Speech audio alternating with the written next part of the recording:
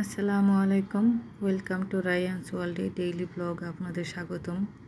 সবাই কেমন আছেন? আশা করি নিশ্চয়ই ভালো আছেন। আমি আলহামদুলিল্লাহ ভালো আছি। সকালবেলায় উঠে চা বানাচ্ছি। আজকে আমি কোনো নাস্তা বানাইনি, শুধু চা বানাচ্ছি। আর নাস্তা কিনে আনা হয়েছে। প্রতিদিন তো নাস্তা ঘরেই বানাই, মাঝে মধ্যে কিনে আনলে কিন্তু ভালোই লাগে, কারণ সব সময় নিজেরও বানাইতে ইচ্ছে করে না, আর নিজের নাস্তাও ভালো লাগে না। অন্য কেউ তৈরি করলে বা অন্য কারো হাতের হলে, কিনে আনা হলে ভালোই লাগে। তো আমার ভিডিওটি যে যেখান থেকে দেখতেছেন, কাছে ও দূরে, তাদের অসংখ্য ধন্যবাদ। ভিডিও দেখার শুরুতে সবাই একটা লাইক দিয়ে ভিডিও দেখবেন। আর ভিডিও যদি ভালো লাগে আপনাদের সুন্দর মতামত কমেন্টে জানাবেন। এই যে হলো আমার চা। আজকে চাটা কিন্তু দারুণ হয়েছে। তো এই যে পরোটা কিনে আনা হয়েছে, এক একজনের করে 2টা করে। তো পরোটাটা একটু ঠান্ডা হয়ে গেছে। আমি চা বানাতে বানাতে পরোটাটা ঠান্ডা হয়ে আসছে। ব্যাপার না, চা গরম আছে। তো যখন নাস্তা আনতে গিয়েছে তখন যদি আমি চাটা চুলায় দিতাম, তাহলে নাস্তা নিয়ে আসতে আসতে আমার চাও হয়ে যেত। তো আমি আজকে ঘুম থেকে একটু দেরিতে উঠছি। তো উঠে দেখি রায়ান সায়ান ঘুম থেকে উঠে আমার কাছে যে বসে আছে। ওদের ক্ষুধা লাগছে। 9টা বাজে উঠছে, আজকে অনেকটাই দেরি হয়েছে। তো আমাদের সকালে নাস্তা করা শেষ। ভাইরাল সে ভিডিও বানাবো। ফেসবুক খুললেই এই পানির বোতল দিয়ে ঝর্ণা তৈরি করে সবাইকে দেখি যে ভিডিওটা করছে। তো আমরা কেন পিছিয়ে থাকবো? তো ভাবলাম যে আমরাও আজকে ভিডিওটি করব। তো আমার কাছে যে সুই ছিল, ওই সুইগুলো অনেক চিকন চিকন ছিল। একটু মোটা ধরনের সুই হলে ভালো হয়। তো আমার সেলাই মেশিনে আছে, সেই সেলাই মেশিনের সুই দিয়ে আমি ফুটো করতেছি। তো আমি ভাবছিলাম অল্প কয়েকটা ফোঁটা করলেই হয়ে যাবে, তা দেখি না, অনেক ফোঁটা করতে হয়। তো এই যে আমার ছেলেকে দিয়েছি। আসলে ও ওইভাবে পারে না। এক চাপ দেয় যে নিচে, যে এক চাপ দিয়ে ধরে রাখতে হবে, পানি পড়বে।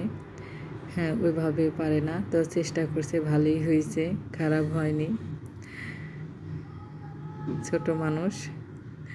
আর এটা তো করলাম, ভিডিও তো বানাইলাম, কিন্তু আমার ঘরের অবস্থা যে কি হয়েছে সেটা আমিই বুঝতে পারতেছি। আমার ঘর ভর্তি পানি হয়ে একাকার হয়ে গেছে। দেখেন কি অবস্থা। আমার ছেলেরা খেলছে, কি যে আনন্দ করছে। ভিডিও বানানোর চেয়ে ওরা যেইভাবে মজা করছে, আনন্দ করছে, দেখে কিন্তু ভালোই লাগছে। কারণ বাহিরে ওইভাবে বেশি যায় না, বৃষ্টি পড়লেও ছাদে নিয়ে যায় না। তো এইভাবে পানি দিয়ে খেলা করতেছে। আর বাথরুম তো ছোট, বাথরুমে যে পানি দিয়ে খেলা করবে, ওইভাবে পারে না, যে পড়ে যায় ব্যথা পাবে কিনা। তো রুমের মধ্যে পানি, অনেক পানি, ঘোরাঘুরি খাচ্ছে। দেখেন আমার ছেলে জায়নের কাজ দেখেন, অনেক আনন্দ করছে, অনেক আনন্দ। ব্যাঙ লাফাচ্ছে, যে দেখেন, বলে যে আমরা ব্যাঙ লাফাই। সবাই ওদের জন্য দোয়া করবেন।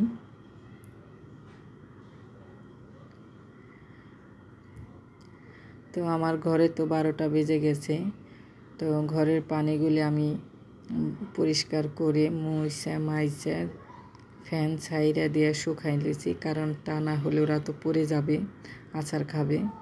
ওরা না যে কেউ আচার খেতে পারে। তো আমার ওইগুলি কাজ সেরে এসে রান্না করতে বসাই দিয়েছি। আজকে রান্না করতেও দেরি হয়ে গেল। তো খিচুড়ি বসাইছি। আর এদিকে মাংস, আমন ধানের চালের খিচুড়ি। কার কার প্রিয় বলেন তো আমন ধানের চালের খিচুড়ি? আমাদের তো খুব ভালো লাগে, আমার বাসার সবাই পছন্দ করে। সব সময় না, মাঝে মাঝে আমন ধানের চালের খিচুড়ি রান্না করলে খেতে ভালো লাগে। মোটা চালটা, মোটা মোটা হলে কেব খেতে খুবই ভালো লাগে। তো খিচুড়িতে ঝাল কম দিব, কারণ জায়ান আছে, সায়ান আছে, ওরা ঝাল খেতে পারে না। আমি ভর্তা করব, ঝাল দেব, আর মাংস ভুনায় ঝাল দেব, আর ভর্তায় তো ঝাল দিব। যার যেমন ঝাল খেতে ইচ্ছে করে সেই ভর্তা নিয়ে খাবে। খিচুড়িটা ঝাল একটু কমিয়ে দিয়েছি। এই যে দেখেন আমার খিচুড়ি কিন্তু মাশাল্লাহ অনেক সুন্দর কালার আসছে। আর এই যে বললাম ভর্তা করব, আজকে কোনো শুটকি ভর্তা বা অন্য কোনো ভর্তা করব না, শুকনা মরিচ আর রসুনের ভর্তা করব। এই ভর্তাটা খেতে খুব ভালো লাগে। বিশেষ করে মোটা চাল দিয়ে খিচুড়ি রান্না করলে ওই চালের খিচুড়ি দিয়ে এই ভর্তাটা দিয়ে খেতে যে কী যে মজা। তো এই যে মাংস খুব অল্প ছিল, অল্প ভুনা করছি। মাংস ভুনাটাও দারুণ হয়েছে। আর এই যে এখন আমি রায়ানকে খেতে দিচ্ছি। রায়ান মাংস বাদ দিয়ে ভর্তা দিয়ে খিচুড়ি খাওয়া শুরু করবে। দেখেন, এই যে বললাম না, কারণ ওর ভর্তা খুবই ভালো লাগে। তো আজকে এই পর্যন্তই। সবাই ভালো থাকবেন। ভিডিওটি সবাই লাইক দিয়ে দেখবেন। আজকে পর্যন্তই। আল্লাহ হাফেজ।